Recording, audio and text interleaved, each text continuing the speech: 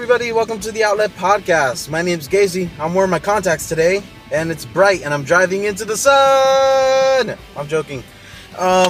Today, I want to talk about another comic curator section. I've been giving this section a lot of love because, well, there's just been a lot. The New 52 is going to be over. I'm sad to see it go. Aquaman was amazing. Batgirl started off amazing. Catwoman started off amazing, in my opinions. There were Batman. Yeah, I mean, I didn't follow Detective Comics. It didn't follow Detective Comics. What else did I do? Didn't follow Superman too much. I didn't really follow Superman. The Romita Jr. his idea of Superman, but I did fall in love with Superman, Wonder Woman. I wonder what's going to happen at the end of that run. I'm really sad to see it go. I thought they were really good together, but I've been noticing a number of Lois and Clark comics, and I guess the world isn't ready for the DC's power couple, and I'm hoping that they can acknowledge and respect Mera and Aquaman, because they are an amazing couple. Maybe we'll get to see the good stuff. Maybe we will get to see Catwoman and Batman once again as the star-crossed lovers who can never be together, because you got a criminal and a crime fighter. Today's video, Today's video, I want to talk about an interesting view. It just came to me all of a sudden. I was in the comic book store and I was noticing that, all right, that Jim Gordon just gave up the cowl, and he gave it up so that Batman could take it up again. Now, that, for some reason, I thought Marvel, and then all of a sudden, it hit me. Doc Ock, Superior Spider-Man. So I asked the question, who was the better replacement? Jim Gordon as Batman or Doc Ock as Spider-Man? They were both really well done. I enjoyed both of the runs. They were really amazing. Let's just categorize it. Costumes. I give it to Jim Gordon. Now, before you go after me, before you go after me and say Bat Bunny, because the Bat Bunny mecha suit, everyone likes to say that Jim Gordon had this Bat Bunny outfit. Hear me out. He wasn't trying to be Bruce Wayne Batman. He was a Batman. It was his interpretation. He couldn't throw a batarang. So what did he do? He shot him. I like that. He was always in shape. This is Jim Gordon. I mean, he's a Marine. He has training. He's one of Gotham's, if not Gotham's best fighter as far as a non-masked role. He's one of Gotham's best hand-to-hand combat fighters. I would love to see Jim Gordon versus Alfred. Alfred is legit, so I would love to see that. But I think it was humbling. I think Jim Gordon's interpretation of that one-piece jumpsuit kind of thing was humbling. It wasn't out there. It was just simple. Now, and I'm not talking about the Bat Bunny, but that outfit. He did use it, yes, but it was also remote controlled. This doesn't give him an advantage in this argument, because Doc Ock, what was interesting about his outfit, that yes, of course he's going to robotically modify the outfit. I mean, he had the spider legs on his back as like a backpack, and he did that. But if you notice that it stopped being Peter Parker's outfit, and slowly but surely the costume began to modify itself. I mean, he even had claws. Spider-Man had these claws that it wasn't just his fist. So everyone was noticing a change.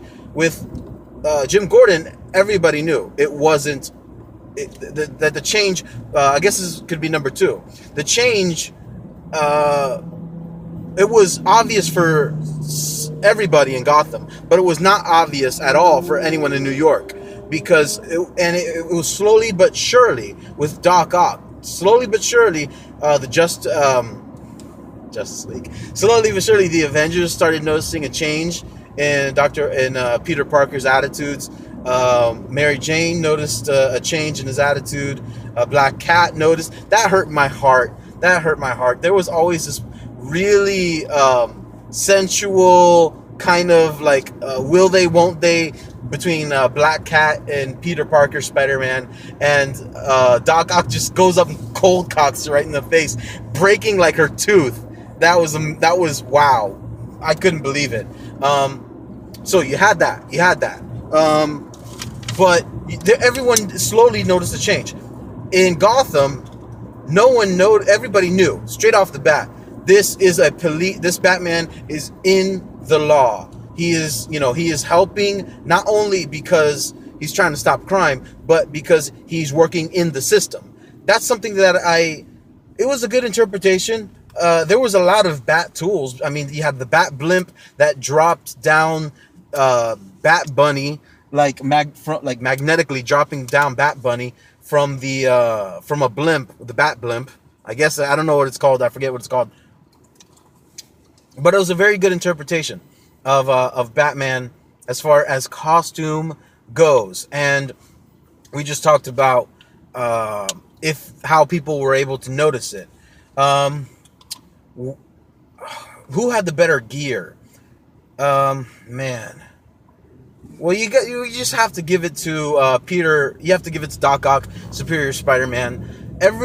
With every villain, with every issue, you noticed there were more like mechanical developments. And Doc Ock inside Peter Parker was trying to while Peter was trying to fight.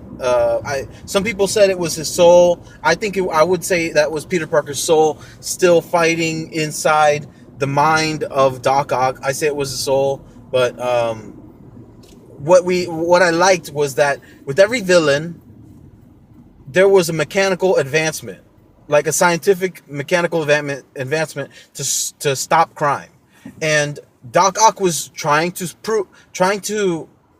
stop crime completely. He was trying to show that he was the superior Spider-Man. And little by little, you saw him changing. You saw he saw what was going on in Peter Parker's life, and he says, "Well, I can do it better than he ever did." So yeah, with Batman, with Jim Gordon's interpretation, it wasn't about the gear; it was about the grit. And Jim Gordon has a lot of grit. He's very tough, and he found ways to beat. The villains and the criminals. Bloom is just a beast. Bloom was, if anything we got from Jim Gordon's run is I think the best villain in between Doc Ock. I mean, you got Green Goblin, who was underneath it all, but you got to give it to Bloom. DC created an amazing villain. I was always afraid that it was going to be Joker as Bloom, but Joker wasn't Bloom. That was really cool. He was a completely independent villain. I bought a comic with an amazing cover on it. He's very scary. He's very evil, and that was Jim Gordon's criminal. That's cool. I mean, before that, Jim Gordon was only used to crime bosses, the Penguin and stuff. Nothing like Bloom at all. So Peter Parker, Superior Spider-Man, he did have some villains, but they weren't extraordinary. It took Green Goblin, the Green Goblin, to stop him. So when you have like that, the Green Goblin is similar, if not, well, yeah, I think he can't compare to the Joker in DC, but there are similarities. I would give it to Jim Gordon there. As far as villains, Jim Gordon with Bloom, amazing. So, who did I like the most? Jim Gordon as Batman, or did I like Doc Ock as Superior Spider-Man? Well, I prefer Doc Ock as Spider-Man. Why? Because with Jim Gordon learned a little, but Jim Gordon learned a little bit, but he learned through blood. He learned through broken ribs. He learned a little bit about being Batman, or Batman's role, how he had to blur the lines sometimes. I mean, Jim Gordon was always within the lines. He didn't want to go against the law. He tried to do things by the book. But Doc Ock learned about Peter Parker's life. He respected what Peter Parker had to do. You know, Aunt May, he took care of Aunt May, and you know, I'm not saying that he like brought her groceries every day. I'm just saying he learned more about Peter, and it was especially noticed when Peter Parker was trying to switch bodies with Doc Ock, and he failed to do so. And then, you know, like, Peter Parker ended up, you know, he said with great power, he was trying to say with great power comes great responsibility. One of his obvious great line.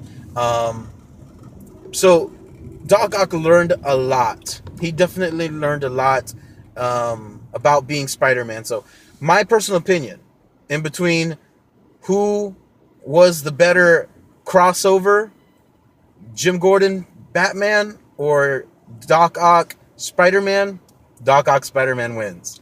I'm really hoping that both comic book